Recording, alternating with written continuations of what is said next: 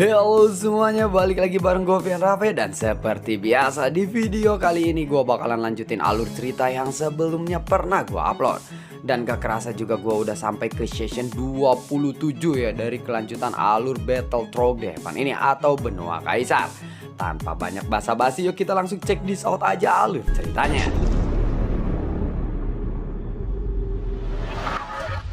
Di episode sebelumnya, Xiaoyan yang bertemu dengan sosok makhluk yang sangatlah besar. Makhluk ini disebut dengan Suarkun. Saat ini Xiaoyan bisa merasakan kehadiran makhluk itu. Mulut raksasanya bisa menelan sebuah pulau. Dan sepertinya itu adalah makhluk yang benar-benar sangatlah besar. Xiaoyan sepertinya memikirkan sesuatu sekarang. Sosoknya yang sebelumnya telah berlari kencang atau melesat ke arah kejauhan tiba-tiba berhenti sejenak. Bing Yutu yang berada di bagian depan juga melihat Xiaoyan yang berhenti sejenak. Dia langsung memiliki firasat buruk di hatinya. Orang gila semacam ini, apa yang akan dia lakukan? Sepertinya dia akan melakukan sesuatu hal yang tidak masuk akal, ucap dari Bing Yutu. Ternyata di kejauhan, sosok yang sedang duduk bersila di atas labu bau juga tidak benar-benar pergi. Dia sedang mengawasi Xiaoyan dari kejauhan dan menatap ke arah Xiaoyan. Tatapannya tiba-tiba terhenti. Apakah orang ini adalah orang gila? Makhluk itu adalah Suarkun. Dia tidak akan bisa dibunuh sama sekali, ucap dari sosok itu. Sementara itu, Xiaoyan yang masih berhenti bergerak dan dia sepertinya memikirkan sesuatu. Tunggu dulu, apakah makhluk ini juga bisa aku masukkan ke menara Zinsen? Gumam dari Xiaoyan. Tiba-tiba Xiaoyan merasakan hembusan angin yang menyapu ke arahnya. Untungnya, sayap Valkyrie hitam di belakang punggungnya selalu bisa membantu Xiaoyan untuk menstabilkan tubuhnya. Dalam kegelapan di depan Xiaoyan, sebuah mata besar tiba-tiba terbuka. Xiaoyan pun menyaksikan betapa mengejutkannya adegan ini. Pupil matanya sebesar pulau. Dan ini sebenarnya hanyalah salah satu mata dari Suarkun saja. Xiaoyan tampak tenang menghadapi tatapan darinya. Namun sebenarnya dia pun sangat terkejut. Pada saat ini, Xiaoyan perlahan mengangkat lengannya. Apakah yang ingin dia lakukan sekarang?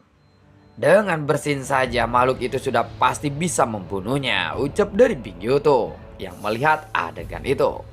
Sementara itu, sosok yang bersila di atas labu bau menatap ke arah Xiaoyan yang perlahan-lahan mengangkat lengannya di depan bola mata biru yang sangat besar itu. Sosok ini juga tampaknya menahan napasnya, dan dia pun tidak tahu apa yang akan dilakukan oleh Xiaoyan ini. Terima kasih, ucap dari Xiaoyan. Seolah-olah dia telah melakukan percakapan melalui kekuatan jiwa dengan Suarkun ini. Kemudian saat dia melihat cahaya hitam yang mengalir dari telapak tangan Xiaoyan tiba-tiba melonjak. Dan dalam sekejap Suarkun pun tiba-tiba menghilang. Tidak ada yang tahu bagaimana Xiaoyan bisa melakukan itu. Sementara itu Bing Yutu pun tercengang. Bahkan sosok yang berada di atas labu itu pun juga ikut tercengang. Tunggu dulu, apakah dia benar-benar membunuh Suarkun? Gumam dari orang itu. Tidak mungkin, tidak mungkin. Tidak ada aura kematian yang aku rasakan. Dia pasti memindahkan Suarkun ke suatu tempat. Tapi jika raksasa seperti itu bisa diteleportasi, itu berarti sangat membutuhkan sumber daya yang sangat banyak untuk melakukan itu. Setidaknya itu hanya bisa dilakukan oleh seseorang kaisar immortality saja, ucap dari sosok itu kembali. Sementara itu, Bing Yutu, dia lalu berkata, tunggu dulu, Jiu Ying juga menghilang dengan cara seperti itu. Apakah ini adalah sebuah trik yang sama? Namun, raksasa itu benar-benar sangatlah besar. Bagaimana dia bisa melakukannya?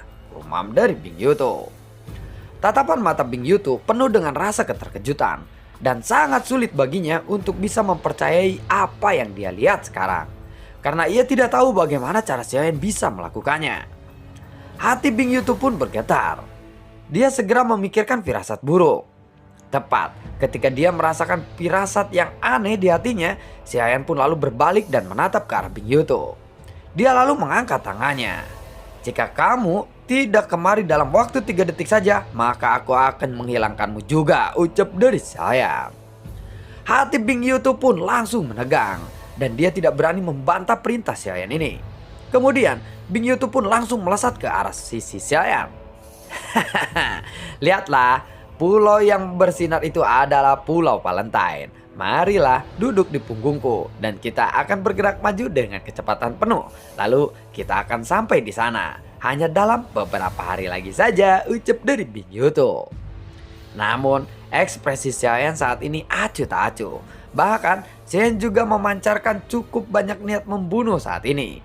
Xiaoyan tidak menjawab ucapan dari Bing Yutu, tetapi dia langsung duduk bersila di punggung Bing Yutu yang lembut.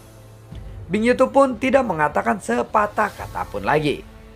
Dia pun segera melesat dan bergegas menuju ke ujung yang jauh. Pada saat yang sama, setelah ragu-ragu sejenak, sosok yang duduk di atas labu juga mengikuti mereka. Saudara Xiaoyan, bagaimana kamu bisa melakukan hal seperti tadi? Kemana kamu hilangkan Suerkun? Bukankah Jiuying juga menghilang dengan cara yang sama? Kemana mereka pergi sebenarnya? Bisakah kamu memberitahuku? Ucap dari Bing Yutu sambil berayu.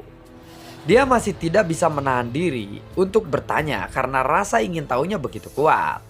Mendengar itu Xiaoyan pun lalu menjawab, aku tidak akan menjawabnya. Kalau begitu mereka semua pasti masih hidup bukan? Tanya dari Bing Yutu lagi. Jika kamu ingin melihat mereka, bagaimana jika kamu juga ikut aku hilangkan? Tanya dari saya. Memangnya kemana mereka? Lalu bisakah mereka kembali ke sini? Tidak bisa tanpa seizinku, jawab dari saya. Hei, kalau begitu tidak apa-apa. Aku tidak tertarik untuk pergi ke sana, ucap dari Bing Yutu dengan tergesa-gesa. Lain kali jika kamu melarikan diri sendirian lagi seperti itu, maka aku akan mengirimmu ke sana. Dan aku akan membuatmu kesepian sampai mati, ucap dari saya. Mendengar ucapan Xiaoyan ini, Bing Yutu pun tiba-tiba menjadi gugup. Dia tadinya sangatlah tenang, namun sekarang merasa seperti sedang dijajah.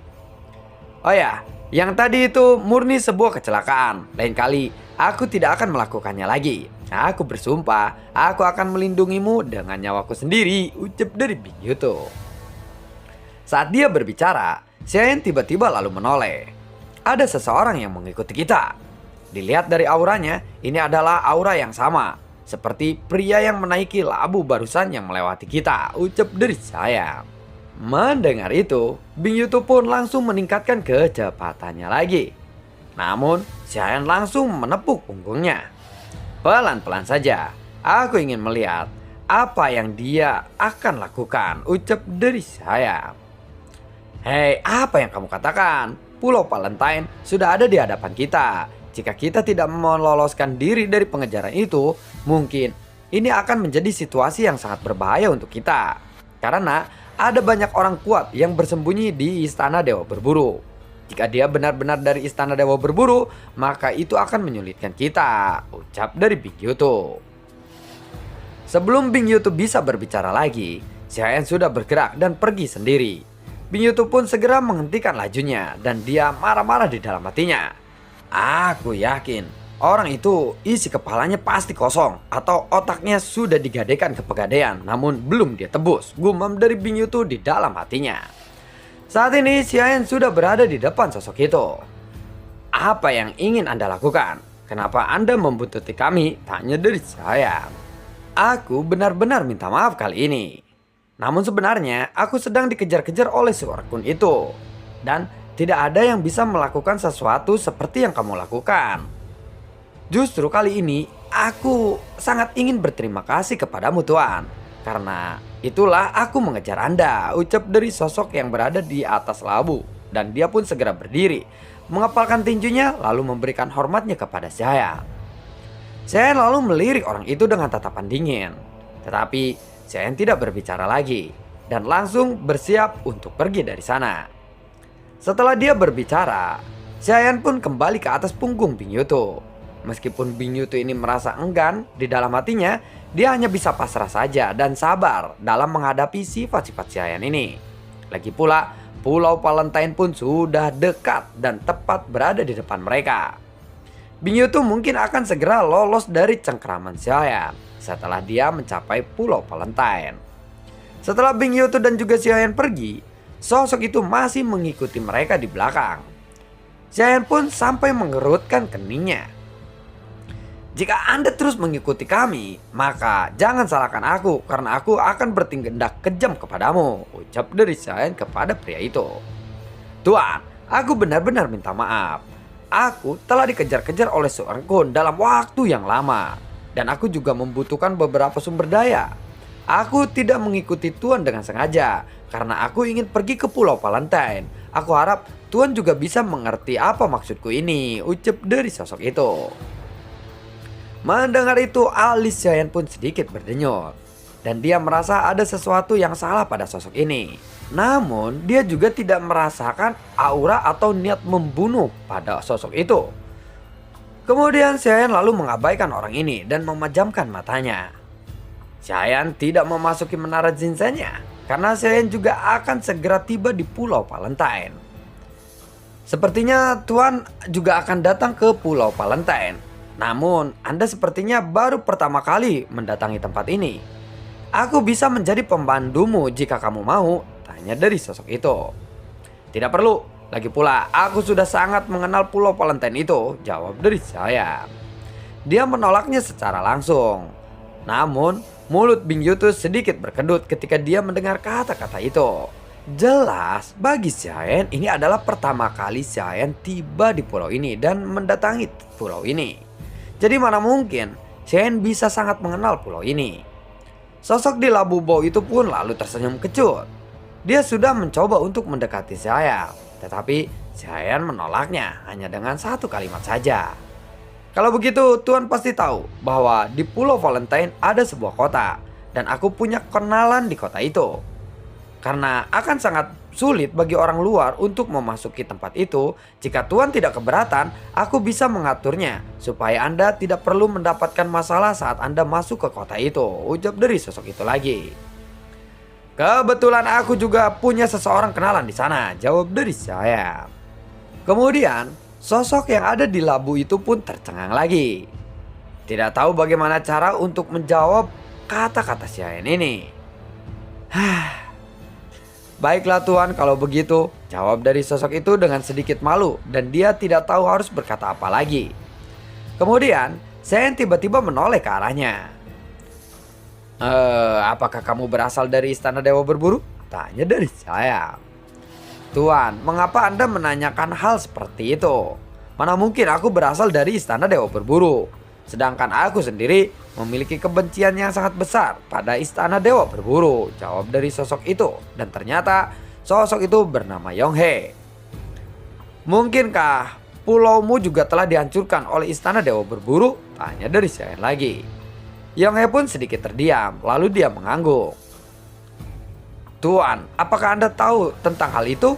Tetapi aku beruntung bisa selamat dari bencana itu," ucap dari Yonghe.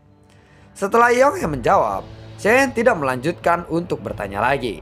Kemudian si Haiyan hanya duduk bersila di punggung Bing Yutu saja dan memejamkan matanya lagi. Yonghe pun bertanya-tanya apa yang sedang si Haiyan pikirkan. Pulau Valentine yang sebelumnya hanya diterangi oleh cahaya dari kejauhan sekarang berada tepat di depan si Haiyan. Dan ukurannya beberapa kali lipat lebih besar dari Pulau Superstar. Ketika si Haiyan membuka matanya benar-benar dipenuhi dengan suasana Pulau Valentine yang begitu besar. Setelah mendekat, ada sebuah gerbang yang besar dan seluruh pulau ini ditutupi dengan batasan formasi yang sangat kuat. Mereka ingin menerobos pembatas itu dan memasukinya tanpa izin. Pasti itu akan langsung diblokir. Ada banyak penjaga yang berdiri di luaran gerbang dan si Haiyan segera datang ke salah satu gerbang sana. "Untuk memasuki pulau ini, kamu harus membayar 10.000 pil sumber gas dewa," ucap dari para penjaga yang menghentikan si Haiyan dan yang lainnya, termasuk dengan Yonghe yang sedang duduk bersila di atas labunya. 100.000 pil sumber gas dewa? Mahal sekali, ucap dari Yonghe. Namun, Xiayan langsung memberikan 10.000 pil sumber gas dewa kepada penjaga itu. Tetapi penjaga itu lalu melihat ke arah Bing Yutu. Tunggu dulu, anjing ini juga harus membayarnya, ucap dari salah satu penjaga gerbang itu. Begitu dia mendengar anjing atau kata anjing, sosok Bing Yutu langsung menghilang dan berubah menjadi bentuk manusia. Dia langsung menarik kerah baju penjaga itu. Anjing? Apa kamu bilang? Apakah kamu bilang aku ini anjing? Tanya dari Bing Yutu. Para penjaga itu pun tidak marah karena mereka segera meminta maaf sambil tersenyum. Tunggu, Nona, maafkan kami, ucap dari penjaga itu. Lupakan saja. Ini, aku akan membayarnya. Bing Yutu, sudah, lepaskan dia, ucap dari saya. Jadi maksudmu aku ini terlihat seperti anjing dan kamu membenarkan itu? Jawab dari Bing Yutu. Mungkin dia hanya belum pernah melihat seekor kelinci yang sangat ganas saja, ucap dari saya. Memangnya aku terlihat begitu ganas? Tanya dari Bing Yutu lagi. Xiayan pun melihat ke arah atas dan bawah Bing Yutu. Meski dia adalah seekor kelinci, namun ketika dia berubah menjadi bentuk manusia, bisa dikatakan bahwa Bing Yutu ini memanglah sangat cantik dan toketnya juga sangat besar. Ya, memang terlihat sangat ganas, ucap dari Xiayan. Namun Xiayan berkata seperti itu, dia sedang membayangkan kalau Bing Yutu ini berada di atas ranjang. Bing Yutu juga sebenarnya inginlah marah, namun Xiayan meliriknya dengan dingin. Setelah meliriknya, Bing Yutu pun hanya bisa cemberut saja, karena dia khawatir Xiayan akan benar-benar menghilangkannya, seperti apa yang dilakukan kepada Jiuying dan juga Suarkun. Ayo cepat! Lebih baik kita masuk saja, ucap dari Xiayan. Tuan, tunggu sebentar. Bisakah Anda meminjamkanku 10.000 pil sumber gas dewa? Aku benar-benar tidak punya uang saat ini. Dan aku pasti akan mengembalikannya kepada Anda ketika aku sudah memasuki pulau ini, ucap dari Yonghe. Xiayan pun lalu melangkah mundur. Dan Yonghe langsung merasakan kegembiraan saat melihat Xiayan melangkah mundur. Namun ternyata Xiayan ini hanya ingin memanggil Bing Yutu yang masih cemberut di belakangnya. Apakah kamu mau pergi atau tidak? Jika kamu tidak mau pergi, aku akan benar-benar menghilangkanmu, ucap dari Xiayan kepada Bing Yutu. Tangan Bing Yutu pun mengepal dengan erat. Lalu dia menatap ke arah Xiayan dan kemudian Bing Yutu pun segera melangkah maju dengan sedikit rasa marah di hatinya. Adapun mengenai Yonghe, Xiayan benar-benar mengabaikannya kali ini. Yonghe pun hanya bisa tersenyum pahit saja. Akhirnya Yonghe pun mencari sisa-sisa uang yang ada di dalam cincin penyimpanannya. 10.000 pil sumber gas dewa itu. Pulau Valentine ini benar-benar merampokku, ucap dari Yonghe. Untungnya dia masih memiliki uang yang cukup dan dia pun bisa memasuki pulau itu. Dan ketika Yonghe memasuki Pulau Valentine, sosok Xiayan dan juga Bing Yutu sudah cukup jauh dari gerbang. Benar-benar sial. Apakah aku terlihat seperti orang yang jahat? Mengapa dia tidak mau membantuku dan selalu mengabaikanku? Ucap dari Yonghe. Setelah menggelengkan kepalanya, Yonghe pun tidak memikirkannya lagi dan sosoknya langsung pergi dan terbang meninggalkan area itu. Dan lalu bagaimanakah kelanjutan ceritanya?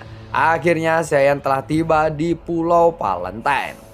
Namun apakah Xiayan akan bertemu dengan sosok permaisuri? Dan nantikan kelanjutan ceritanya di video gue berikutnya. Dan semoga sehat selalu untuk kalian. Gue juga tidak lupa untuk selalu ucapin terima kasih banyak untuk kalian semua yang sudah mendukung channel ini dari dulu hingga saat ini. Dan gue juga selalu ucapin terima kasih banyak untuk kalian semua yang sudah mensupport channel ini lewat link Saweria di bawah kolom deskripsi. Sampai ketemu lagi di video gue berikutnya. Assalamualaikum dan sampai jumpa. Dadah.